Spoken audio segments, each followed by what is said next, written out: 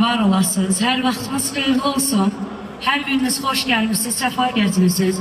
Bəli, tamamilə doğrudur. Maşallah 2 dənə toydur. Biri bugündür, biri də inşallah 22-sidir. Hər iki toy Allahın izni ilə özümüz idarə edəcəyik. Mənim dəyərli bəy qardaşım, Allah sizi xoşbəxt eləsin. Çox hörmətli qonaqlarımız, bəylərimiz, xanımlarımız, hər biriniz xoş gəlmişsiniz. Bəy atası, bəy anası, gəlin atası, gəlin anası, nənələr, babalar, gözləriniz aydın olsun. Biz də xoş gəlmişik. Can, Hacı xanım, Allah sizi var edin. Başla bəyə yaşım,